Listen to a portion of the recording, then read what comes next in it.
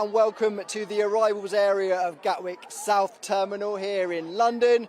As you can see behind me, we've got school children, we've got friends and family, all with flags with a Union Jack on, waiting to welcome back their Winter Olympic heroes. Of course, this was the most successful Winter Olympics ever by Team GB. They brought back 5 medals, 3 of those were gold, 1 bronze and 1 silver. It's inspired a nation, I think it's fair to say, whether it's the curling or the skiing. People are now signing up to their local tracks. But one man in particular has definitely stood out for those watching. He's getting married later this year, so it's been quite the 2026 so far for Matt Weston, coming back with 2 gold medals in the skeleton. Let's not forget that before this Winter Olympic Games, no British athlete had ever won 2 medals of any colour. He's coming back with the big ones. And now I'm going to bring in his brother, who's here in London, to welcome him back as well. Ed, first and foremost, how proud are you? Oh, just immensely proud. I mean, what an achievement. Not alone just to go to the Olympics, but to win gold twice is just, you know, it's an unbelievable achievement. So couldn't be prouder of him. Matt wasn't always a skeleton racer, was he? He competed in taekwondo, I believe it was, and a bit of rugby. Yep. When did he make the switch? He probably made it about 8 years ago, but it was just through like a talent ID thing. So he was, you know, he's always been a lunatic. You know, the most crazy sport you can do, he's just thought, right, let's throw myself head first down it. And funnily enough, now that's literally what he does. He throws himself head first down a slope, you know, going as fast as 80, 90 miles an hour. And he's just, he loves that adrenaline rush. So anything to do with that, he's all for it. I love this interview already, Ed, because there's nobody else in this airport today who would have the right to call a double Olympic gold medalist a lunatic, but his brother definitely can. Where were you watching for both of those goals? We was at home because of my young son, but we was, you know, jumping off of the sofa, screaming at the telly. It was just absolutely incredible. Absolutely, it would have been lovely to be there, but you know, we was part of the Barmy Army, but at home, you know, so it was fantastic. We've got, Matt's nephew, Alfie, just off camera with a little Cortina sweated jumper on and a Union Jack as well. I mean, how special is it for you to be kind of showing him Uncle Matt's achievements as well? I mean, it's amazing. You know, he recognised Uncle Matt off the telly. He was jumping and shouting at the telly, so you never know. You know, he might follow in Matt's footsteps, who knows? And talk to me a little bit about the second gold medal with Tabby, because of course, you know, he's dominated the sport really, coming in slightly different with a partner. The times are kind of put together. How confident were you that that pair could bring back the gold? I mean, they're both immense athletes. All of them, you know, from every nation, they're just absolutely immense athletes. But for the two of them, Tabby to do an amazing run, then Matt to, you know, just carry on in the way he was just, you know, it's the first time that's been done in Olympic history. So the two of them should be immensely proud of themselves, and you know, friends and family here, we're all immensely proud. So it was fantastic. We're expecting the team to come through in probably any minute really. They landed, we believe, about 11 o'clock on their flight from Verona. A few of them we're assuming are going to be a little worse for wear after last night's closing ceremony. Any idea on Matt's condition this morning? I can imagine he's a little bit worse for wear, but I can imagine he's just, you know, really excited to come and see. We're all really excited to see him, so I can imagine it'd be nice for him to just get home and sort of let it all sink in, because when I've spoke to him, he's just like, it's a whirlwind for him at the minute, so I think it'd be nice just to let him sort of chill for a little bit. He seems very measured in the interviews. In fact, I think the time I saw him most flustered was when he met Jurgen Klopp. He seemed to be completely starstruck. The rest of it, the actual racing, he seemed to take it in his stride. Is that who he is as a person normally, away from the sport? Yeah, I mean, he's a very relaxed person. He's a very calm person. He's, you know, whether it's in front of the camera doing his sport, I mean, his sport is life. You know, that's where he feels most comfortable, most relaxed. So, you know, I mean, he rang me straight after he met Jurgen Klopp and was like, you wouldn't believe who I've just met. He was totally starstruck. I don't think he really realises how much of a figure, like a prominent figure he now is. So, you know, it's a whirlwind to say the least. Well, it's interesting you say you don't realise, he may not realise when he comes through those doors just how prominent a figure he is. Now, I remember Chris Hoy in a documentary said after winning 3 golds, he came back and his life was turned upside down. Do you anticipate that for Matt now? Life's going to be very different from when he left for Italy. Oh, massively different. You know, I don't think he's going to have the same type of life as he had before. You know, he's going to be recognised, interviews, you know, doing all of that. But I think it's going to massively help him and, you know, help the sport as well, because it's not a massively publicised sport. And to win 2 gold medals, him and Tabby and all of the team, it's going to really, really boost momentum, and like you were saying about everyone getting into the winter sports, I think it'll really help them, so it'll be fantastic. Now, the beauty of having this live stream on the BBC website is we've got a little bit more time to play with, so I'm going to have a slightly deeper dive here because there's something coming up this year for Matt Weston, which is, I'm not going to say more important than a gold medal, but if you ask his fiancée Alex, it probably is, and that's a wedding. How's planning going for that? I mean, if you know Alex, she is probably the most organised woman you've ever met, so I don't think Matt has a clue in what's been going on or anything like that, but he's buzzing for it. He's really, really excited for it, getting married, doing his next steps in his future. It's a massive achievement, but if you ask Matt, I don't think he knows where he's getting married, when he's getting married. He's just left it all to Alex. He said he just wants a time and a date and he'll be there, so no, it'd be fantastic. Well, the wedding, I believe, is in July. We know that much. That means the stag do must be imminent, surely, and you will be a part of that. Any inside information? I mean, I'm not allowed to say too much, but no, there's a few of us going. A couple of the Skelly lads are going as well, so it'll be eventful to say the least. It'll be really, really good. But I think, it involves a bit of golf, a bit of other stuff. But we'll see. It'll be interesting. Stag do seem to fall into two kind of camps. There's the friends who are quite gentle. There's the friends who are less gentle. Which camp does Matt Weston's friendship group fall into? I mean, I'm not too sure about his friends, but I'm not going to let him off too lightly, to say the least. So, no, I think it's one of them. We just see how it goes, but I'm not going to let him off lightly. Last question, what's the first thing that you're going to do with him other than an embrace and say a few words? As a family, what's the first thing that you're going to do with Matt when he arrives home? Probably go out for a meal, celebrate, and, I might treat him to a round of golf to say congratulations, but, we'll have a nice meal and a chill out. Who wins on the golf course? Oh, I can't say Matt, can I? I can't say Matt, no. He's already got 2 gold medals. Yeah, what more does he want? I can't let him win at golf, so we'll have to see. Well, I'll let you grab your place with the fans behind and your little boy. Are we okay to show Alfie? Yeah. Alfie, do you want to come and just make yourself known to the nation? This is 18-month-old Alfie. This is Matt Weston's little nephew, and if I just move your Union Jack there, we've got a Cortina jumper there. Oh, yeah. Properly on brand is Alfie. Can you give this a little wave for me? A little wave with the Union Jack? Who knows, in a few more years' time he might be coming for a few of Matt Weston's records. Yeah. Thank you so much, guys. I'll let you join your place in the queue as we wait. Thank you so much. That is Matt Weston's brother Ed there here at the South Terminal of Gatwick Airport. We've got some children here to my right hand side, which I will just show you. Now, these are from local schools, and it's all part of a Get Set for Milan scheme, which is basically to inspire the next generation of school children. And basically what they're doing here is getting inspired by the Winter Olympians coming through. Many schools have had different schemes, whether it's former Olympians going in to inspire them with medals that they've won, or potentially just watching the events in school and doing PE. The idea here is to really take that motivation, that momentum that people have gained from the Winter Olympics and try and inspire the next generation who are here. Some of them have made banners, as you can see. We've got a Go Matty Go Union Jack down there at the front, being held by a couple of boys. Obviously they're waiting for Matt Weston to come through here. I think they've just realised that they are now on television.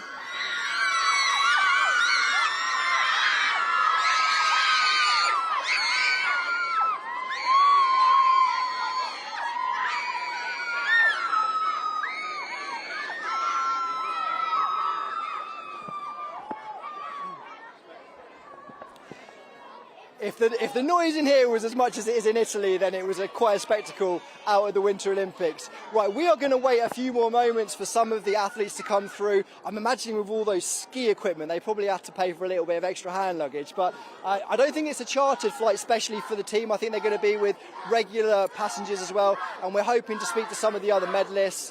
Tabby might be on that flight, and also Zoe Applin, who of course got that bronze medal in the freestyle skiing on the very last day of the Winter Olympics. So come back to me in a minute, but I believe we've got a little bit of material that we're going to show you now on the live stream. Right, we are still awaiting the arrival of the Winter Olympic heroes, but just before that piece of video you saw, we heard from Matt Weston's brother Ed. We were talking about the wedding. He said the fiancée, she's been doing all the organising. Well, journalists, we like to get to the bottom of this. We like to get the facts. Alex Howard-Jones, soon to be Alex Howard Weston. Howard Weston, okay, is with me now. In July, she'll be marrying a now double Olympic gold medalist. We're still waiting on his arrival. You must be like on WhatsApp contact with him. Do we know where he is? He's on his way. I think they're collecting their bags. I think they've got about 5-10 bags each. So, yeah, lot to carry. Just over to our right-hand side, there's a big Union Jack with your husband's face on it. Is that kind of weird? It is. It's crazy. I mean, seeing all these children here and all the people that have come to see him, it's incredible. But he deserves it. He's worked so hard.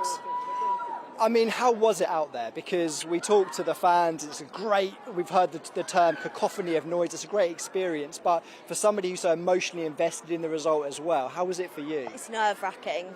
Seeing him go down, watching him on television is completely different to actually being there. It's a feeling that you can't describe. You're so proud of him, so excited, but yeah, it was amazing to be there. So lucky that we were able to see him. And let's not forget, these athletes are flying down that track. Basically on a tea tray. Yeah. I mean, let's not mess about. It's tiny. So there is an area, there's an angle of danger to that too. Yeah. So how do you marry that up in your mind to support him, but also stop the worry? It's really difficult, and especially when you're there to see how fast they go. You just have to think they've got the best equipment they could have, and yeah. Right, now I know you're going to want to be the first one to hug him when he comes through, but I have to ask you about the wedding.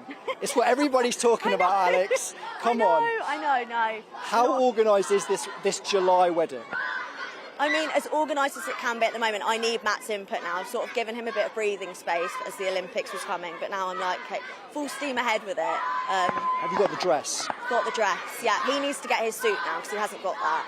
We were a bit worried he would sort of get a bit more muscly, so we were like, not get the suit yet.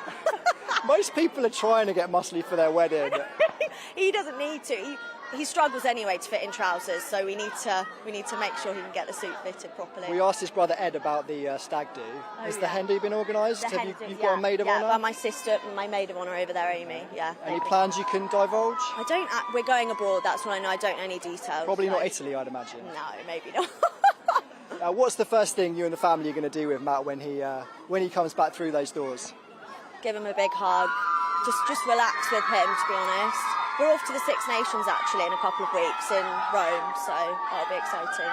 And just finally, Alex, talk to me a little bit about Matt away from the track, because I was saying to his brother Ed, when we hear him in interviews, he sounds so measured, so calm, but then when it's down the track, he said, I love the pressure, this makes me perform at the highest level. What's he like kind of away in normal everyday life? He's just a lovely guy. I mean, yeah, he loves being around the family, loves going out with the dog, coffees, dog walks, yeah.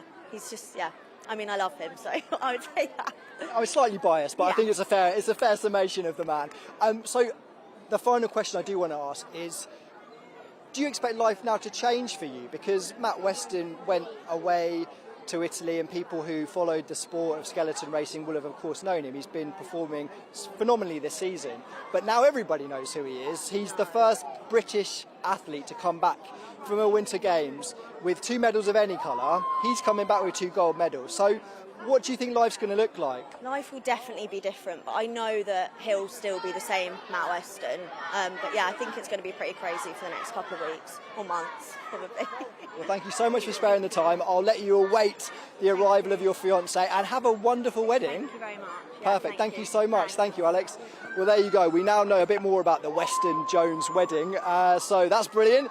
We are still awaiting the arrivals. We believe that flight came in from Verona in about 11 o'clock. It landed here. We were told that about half an hour for them to come through and collect their bags, but of course, as we said, there's probably quite a few bags with some of the equipment that they've got. A little bit earlier we heard from Hugh Nightingale's aunt and uncle, who were here on behalf of his parents who live in another country and they couldn't come. Of course, he won gold along with Charlotte Banks in the mixed team snowboarding, and that took the tally. Once you've got Matt Weston's gold, 1 he won singular and 1 he won as a team with Tabby Stocker, that takes it to 3. So in total, don't forget, Team GB won 5. That is the most impressive, the most successful Winter Olympic Games that we've ever had in this country. And I know that Eve Muirhead, the chef de mission for Team GB, says she thinks that can be a platform for this movement to really build on. So we'll hopefully get a chat with her when they come through.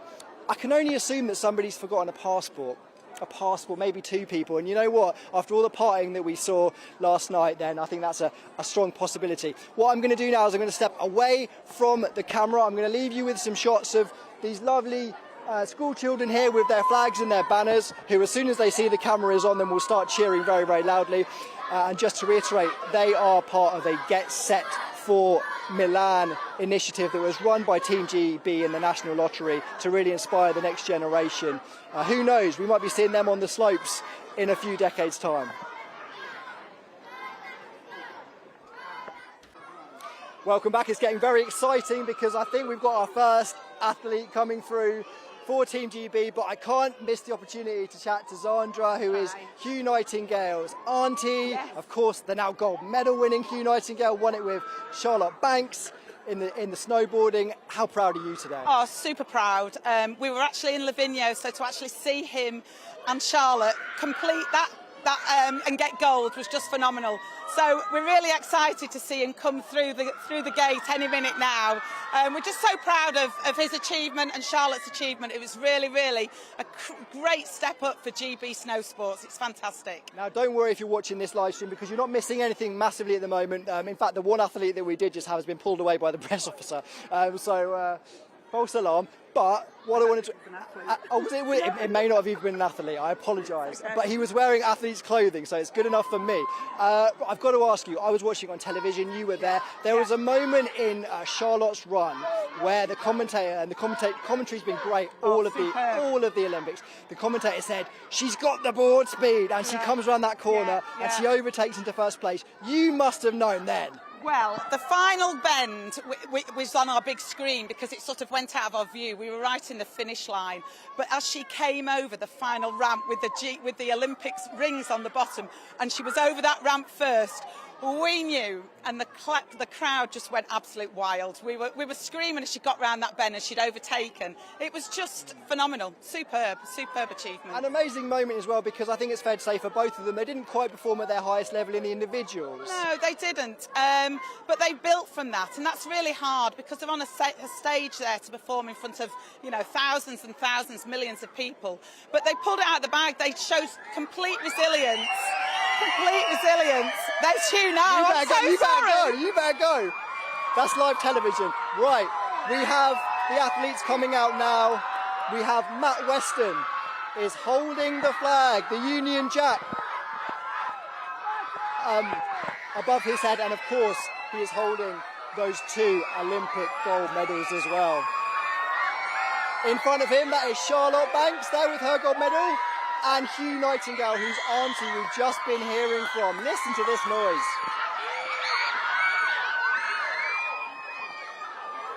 A kiss from Alex to Matt, of course, due to be married in July.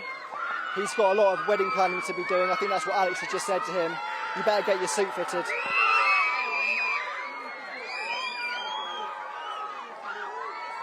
This moment just as beautiful as seeing them receive their golds.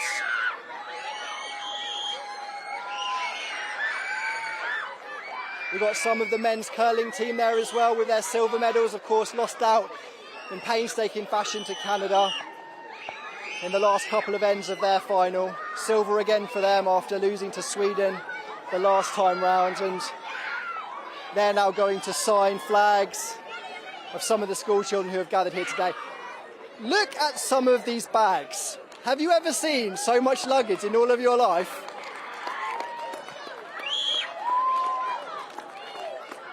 Bruce Moat there, skip of the curling team with his silver medal coming over as well to the fans.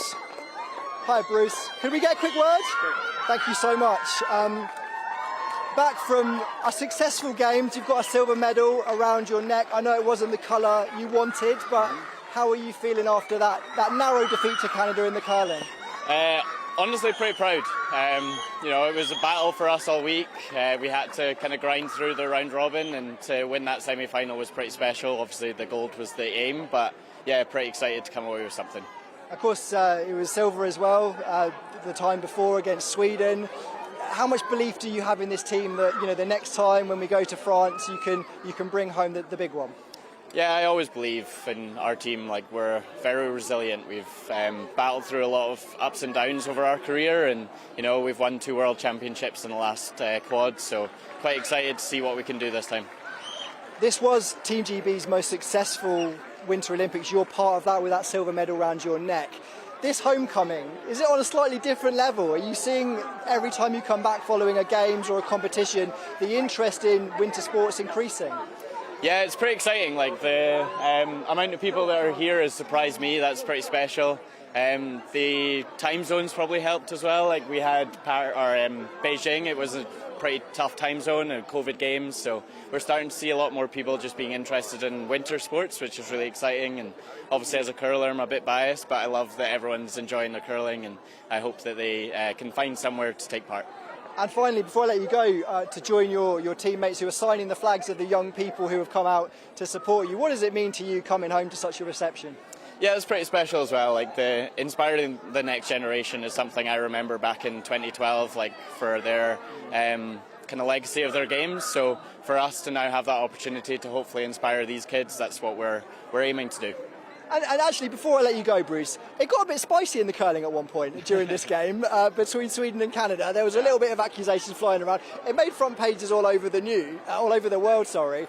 What did you make of that? It's not something we associate with the sport of curling normally. But what did you make of that little interaction? Yeah, I guess it was pretty exciting at the time. Like, there was a lot of drama going on, like, with social media as well as probably all the front pages. I was kind of enjoying all the memes and the reels and whatever. So yeah, like, it did get a bit spicy, but everyone in curling is pretty sporting, and at the end of the day, we're all pretty nice to each other. So I think it'll be water under the bridge. Perfect. I'll let you go and sign some flags as well, and we'll grab another athlete. Thank you so much, Bruce.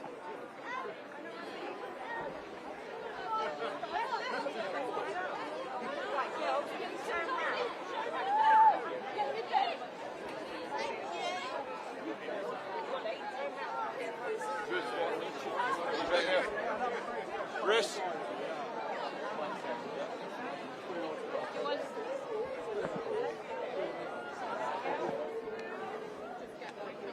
Just 2 seconds to get a quick photograph, is that right?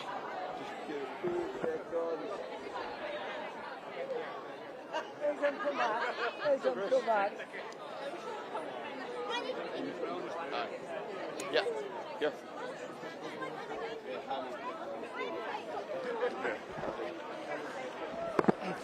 Another silver medalist joins me now, Harry, from the curling team. I've just been speaking to the skip, who of course guided you to a silver medal and something to be immensely proud of. But I know as an athlete you wanted that gold. How are you reflecting on the time in Italy? Yeah, I mean, it was fantastic. It was an amazing time. Obviously, we set our standards pretty high, and we weren't shy about what we said, and we wanted that gold.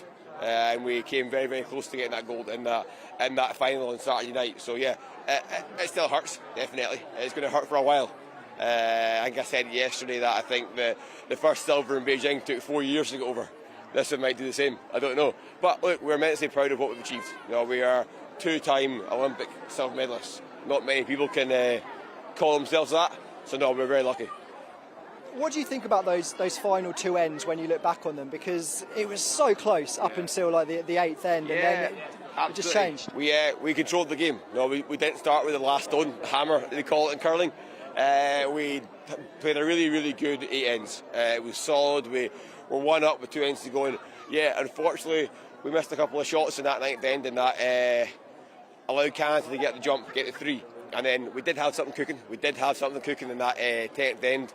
Unfortunately, we just couldn't convert it. Look, top level sport, curling. Team Jacobs are a fantastic team. We played them many a times. It was a hell of a match, and no, we're proud to be here with the silver medals. Following such an amazing games with a silver medal around your neck, you've got the attention of the nation. I've already had friends inviting me to a curling just to watch, not to play, I should add.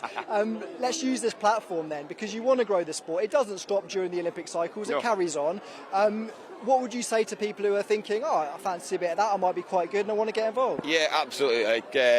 I know especially in Scotland there's 18 ice rinks, so get to trycurling.com put in your postcode and you'll figure out where your closest session is. I know in England it's a little bit more different. There's only 2 ice rinks in the whole of England that do curling, but there's one in Preston called the Flower Bowl, and I think there's one in Tunbridge Wells near Kent. So yeah, if you can get around there, get along to your local rink and try it out, give it a go. Perfect. And finally, what is the first thing, Harry, you're going to do which isn't sleep, because that's what everyone's going to say to me today, when you get home with your friends and family? Oh man, probably celebrate again. We had celebrations on Saturday night, so we'll do it again when we get back home. Can you give me a little sneak peek at what happened at the closing ceremony? No comment. Enjoy yourself. Thank you so Cheers, much. Thank you. Cheers. Charlotte Banks is joining us. Hello, we've been speaking to your partner's relatives about how proud they are of you. His aunt and uncle, Hugh's aunt and uncle were here, so it's great to have you. Thank you for sparing the time. How do you reflect on what is such a monumental achievement in Italy? Yeah, I mean, it's pretty crazy coming back here. I think that actually this is probably when we realised, I mean, this crowd is incredible, and yeah, it just shows the full support that we had out there, and yeah, to be back in the UK is nice. Phenomenal performance by the pair of you in the mixed, especially going into it with a little bit of disappointment about the individual. How hard was it for you to kind of switch that mindset, get over the disappointment in the individual, and then perform to such a high level? Yeah, I mean, it was tough. The main goal was the individual, and yeah, I just didn't manage to perform on that day, and it was tough we knew we were going back onto the same track, and I really felt like I just had to step my level up, because I mean the team had worked so hard. Hugh was riding so well that I couldn't be that weak link, and yeah, I'm happy that I managed to switch and really find the speed on the track for the team event, and it paid off. So it's amazing, really. Have you watched the race back? Yeah, I've watched the finals back, and yeah, like it just seems to be all quite easy, which I was struggling for like the whole week to find the speed, and all of a sudden it just clicked, and it just, yeah, nearly from the outside it looks easy. Commentary was really good, I felt, at this Winter Olympics. Really impressed with that. It kind of gave people who didn't know a lot about the sport that kind of insight into it. But there was one particular moment. Hugh, could we grab you as well? Sorry, I've just grabbed Hugh's partner. I was just saying to Charlotte, there was a moment where in Charlotte's race there was some commentary and they screamed, "She's got the board speed!" and you flew around that corner. Like, is that the point you knew you'd done it, or were you more confident kind of further up the track, or was it literally when you crossed the line you thought that's our goal? I think, yeah, it was pretty much towards the end. I thought, like, yeah, we had that aim to go for gold. I mean, we had that medal, and you know, Hugh had ridden so well that I couldn't just let the French go in front, and I also knew that Mickey was behind, so had to give it to the end. But once I made that pass, I was a bit more confident, and I was just like, yeah, we have to bring this one home, really. Hugh, welcome home. How does this feel? So many people out to support your achievements. No, it's amazing. You know, it's thanks to everybody coming out and supporting us over the last few weeks. And I mean, coming home to all these kids and all these other people is just is an amazing feeling, really. We saw Zoe Atkin win bronze on the final day in the freestyle skiing. You, of course, won your gold a little bit into the games with a little bit of time left over. So was there a bit of celebrating going on? Yeah, there was a good party last night, but no, I think it was great to kind of get everybody from all the different clusters and kind of celebrate together what we've achieved in the last few weeks with everyone, and that's just a great feeling for us all. Just finally, first thing you're going to do which isn't sleep when you get home? Just lie in my bed, to be honest. That was a cheat answer. Yeah. Nah, I mean, actually, it's been quite stressful over the last 2 weeks, you know, with competing and all the nerves and all of that. But no, I think it'll be good to spend time with family and just relax. And yourself, Charlotte? Yeah, I mean, we were lucky to actually go home after the race, so we've been home a few days and then come back in here. And yeah, just seeing the support is amazing, and now it's just, yeah, appreciate it and then get back to work for the last few World Cups of the season. Right, before you get out of shot, Matt, if you could just come into this shot, because we've never seen this before in Britain. 4 gold medals, if you could just hold up your gold medals. We've got 4 Winter Olympic gold medals in the same shot here. Let's not forget, this is our most successful Winter Olympics ever. Before this, no athlete had come back with 2 of any colour medals. Let's chat to a man who's just come back with 2 golds. Thank you, Charlotte. Thank you, Hugh. Matt. Thanks, I'm going to tell you, before you came, we've been speaking to your brother, we've been speaking to your fiancée, we know all about the wedding, so Yeah, you've been up to date. We're up to You probably date. know more about the wedding than I do. At You this haven't point. got your suit yet, Matt. No, I know. I need to sort that out. But to be fair, I think I need to get my voice back first from all the celebrating I've been doing. You deserve to lose your voice. How are you reflecting on what is the biggest achievement in Winter Olympics by any British athlete ever? Well, to be honest, my feet haven't really touched the ground, to be honest. I haven't really had time to kind of sit down and, and almost reflect on what's happened. I've just kind of been a whirlwind since I've finished racing, and yeah, I'm hoping to actually get a bit of time at home to rest and chill with my family, actually. But seems like I probably won't get that for a little bit. Do you have a thought maybe that life for Matt Weston's going to change post these games? I think a little bit. I've very much been within the Olympic bubble, and now I'm sort of coming out of it and sort of starting to realise how much of an impact that skeleton and the Winter Olympics has had on the nation. So I'm kind of really excited to see where that goes. Now, people may not know, but you weren't always a skeleton racer. You did taekwondo, you played rugby. Yeah. It was a talent ID day which saw you change sport. Yeah. How difficult was that transition? It's very weird going from sports, which I'd been doing my whole life and I'd competed at a relatively good level at, to being brand new at a new sport. It's kind of like a tough thing to kind of get your head round, but yeah, adapting to the new challenge and setting myself new goals is something I really, really enjoyed. And of course, after your win individually and then your win with Tabby as well, I think it was 4,000 sign-ups to the bobsleigh talent ID day. 5,000 now. Now over 5,000 sign-ups for the talent ID day with GB bobsleigh, and I believe that's taking place in Bath University with their their track there. I mean, that must blow your mind. Yeah, the fact that over 5,000 people have signed up to come and try out for skeleton alone is just absolutely crazy to me. But it just shows how much of an impact sport can have on the whole country and kind of inspire people, and hopefully we should find the next generation of skeleton athletes and hopefully the next gold medal winners.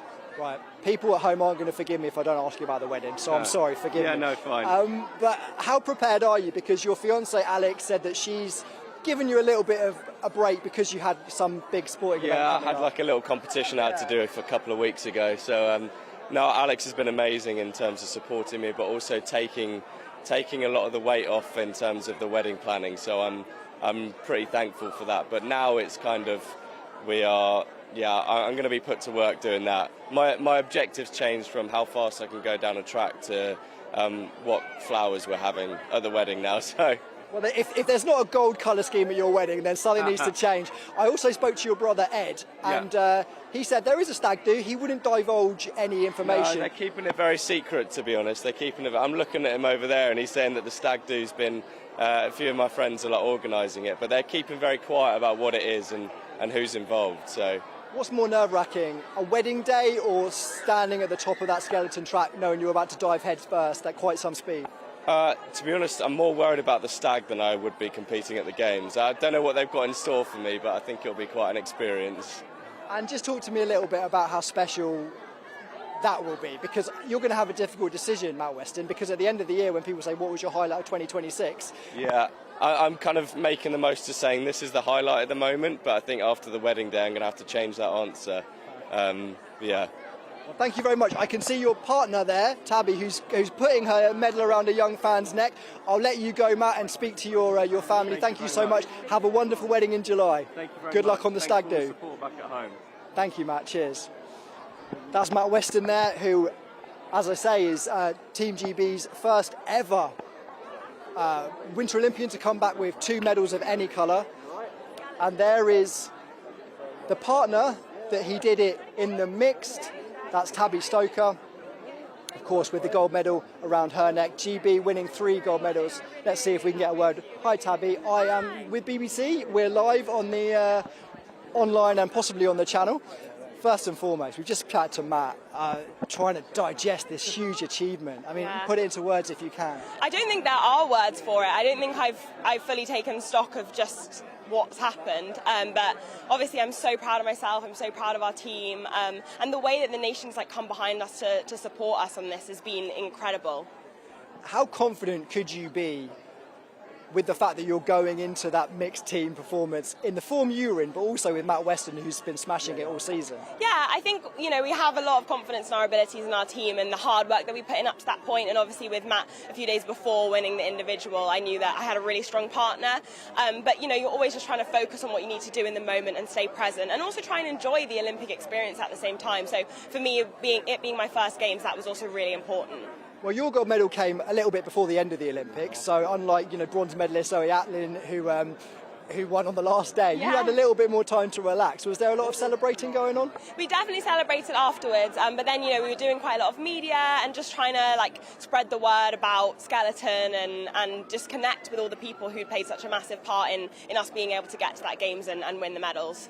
Now, people may not have known that Matt Weston, he was a rugby player, he did taekwondo before switching. You, even more surprisingly for me at least, was a circus performer. I mean, talk to me a little bit about what you did at the circus and at what point you thought, you know what, I'm going to do skeleton. Yeah, so I was training at the National Centre for Circus Arts from about age 11 till 17, and it was incredible. I specialised in flying trapeze, but they trained me with acrobatics and lots of other things too, and I absolutely loved it. It gave me such a strong foundation and a love for movement. And then I saw an advert on Instagram for the UK Sport Talent ID when I was in sixth form, signed up for it and got selected for skeleton. Talk to me then about that kind of journey from circus performing to becoming what is now a gold medal winning skeleton racer. Were there transferable skills? Was it a hard switch? How did it work? There were definitely transferable skills. I think the body awareness and also the ability to handle adrenaline and fear.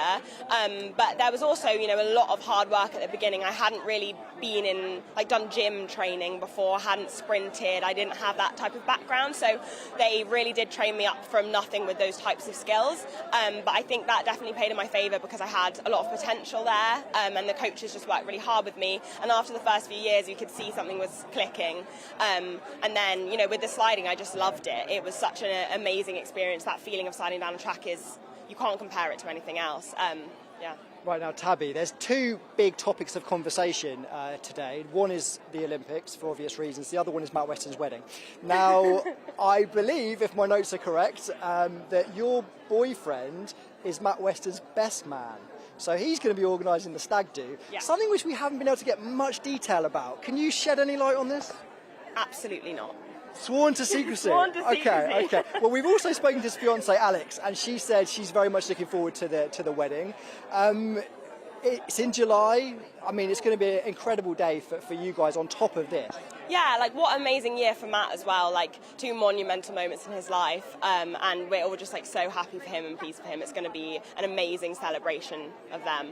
And just finally, a word on the sport, because we use these moments to try and build momentum, inspire the next generation, many of whom we had here today waving Union Jack flags. 5,000 sign-ups, Matt said, for the Talent ID Day for bobsleigh. I mean, just give a quick pitch to people why they should take up skeleton or indeed bobsleigh, a winter sport.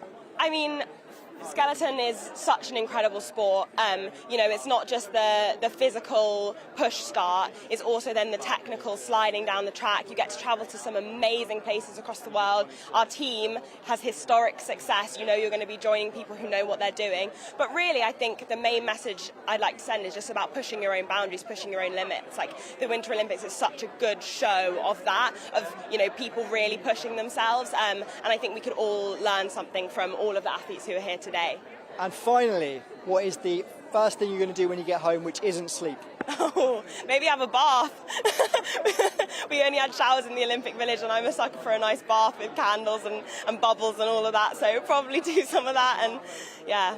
That sounds lovely. You enjoy your bath. Thank you so much, Tabby Stoker, Olympic gold medalist. Enjoy the wedding. We can't wait to find out more information about it. Thank you so much.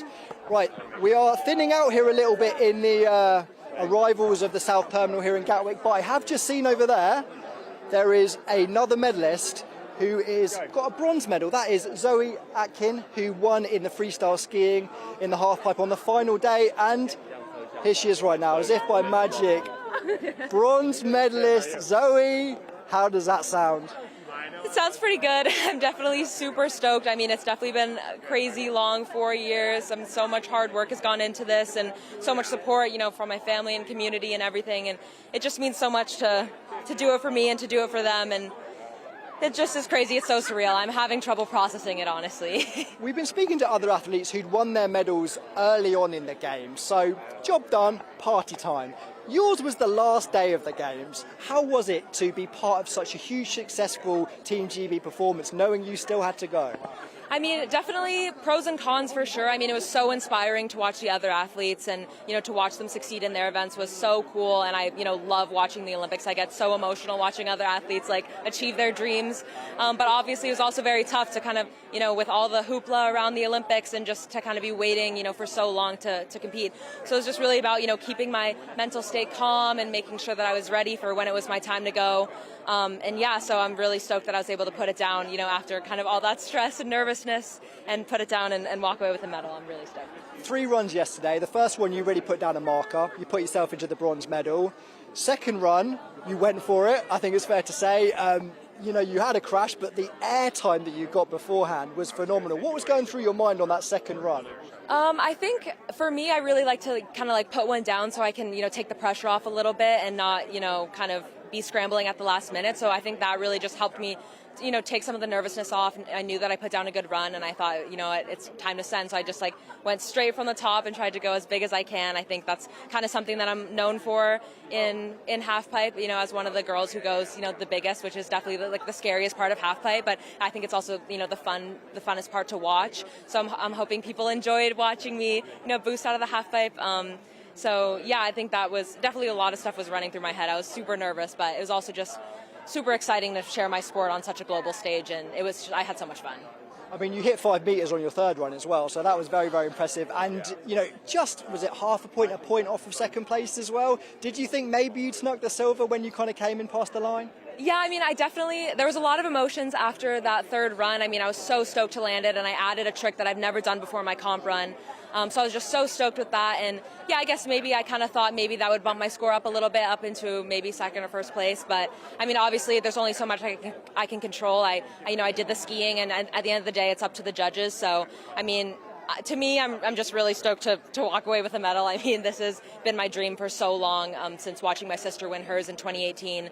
So I'm just super, super stoked to walk away with bronze. Let's talk briefly about the future of your sport, because the top 3 on the podium, all under the age of 24. I mean, that means that surely, and there was a 16-year-old Australian as well, taking part, who came in, I think, 5th in the end. It's quite a bright future for people who want to get involved in this sport. Totally, yeah. I think it's a really exciting time. I mean, women's free ski halfpipe, and also just women's sports in general, I feel like is really having a moment right now, which is super special and really cool. And there's also so many legends in our sport, like Cassie Sharp, who was unable to compete yesterday because she fell in qualifiers, but she qualified in 3rd, and it's kind of, I think, kind of a changing of a guard a little bit this Olympics. Some of the older girls are kind of retiring, and some of the newer girls are coming up, so it's definitely a really exciting time, and I think we're going to see so much progression in the next coming years leading into the next Olympics. And I guess when you say leading into the next Olympics in France, which should help here because very close in the time zones, it is about capturing that momentum that you've gained, and your sport doesn't stop now. You've got the Worlds, you've got the X Games. So what would you say to people who want to get involved? How do they even try what you do? I mean, I think start small for sure. I mean, just go skiing and see if you can get little airtime off little jumps or whatever you can do to kind of feel that little bit of adrenaline, and I think that's really key. And then watching events is really helpful as well. I mean, we have, of course, more events outside of the Olympics, like you said, X Games, we have World Cups all the time. So that's definitely a really cool way to get involved and kind of be a part of it more than just once every 4 years. I've been asking all the athletes, other than sleep, what is the first thing you're going to do now you're home? Oh, I am really tired. I think I'm going to take off this medal because it's waiting on my neck for sure. And then I think I'm going to eat some good Indian food here in London, and then sleep for 12 hours. What's your Indian of choice? Ooh, I don't know. Probably something basic. I really love a saag paneer. I know that's kind of boring, but I don't know. I love the spinach. and with a good naan. It's so good. Now you're making me hungry. I've got to ask before you go. There were some medal malfunctions at the start of the game. Medals were falling apart. Is yours? I saw that. You're still in one piece? Yeah, mine's still in one piece. We'll have to see when I take it out partying tonight how it fares. No, I'm just kidding. But I mean, it's pretty hefty. So hopefully it'll last me a long time and it'll display well on my trophy shelf. Well, we look forward to seeing you competing in France as well in 4 years' time, Zoe. Thank you so much. Congratulations. Thank you so much. I'll let you join friends and family. Thank you so much. Thank you. I think, if my notes are correct, we've spoken to the winner of every event in terms of medals here at the Winter Olympics. I'd say that's a job well done. I mean, we are going to see if we can find some other people, have a chat maybe to a couple more friends and family. I'd like to speak to Eve Muirhead as well, who was, of course, the chef de mission, the woman responsible for leading this team out to what became its most successful Winter Olympics ever. But we'll try and see if we can find a couple more people. But for now, I'll leave you with this little bit of Winter Olympic content.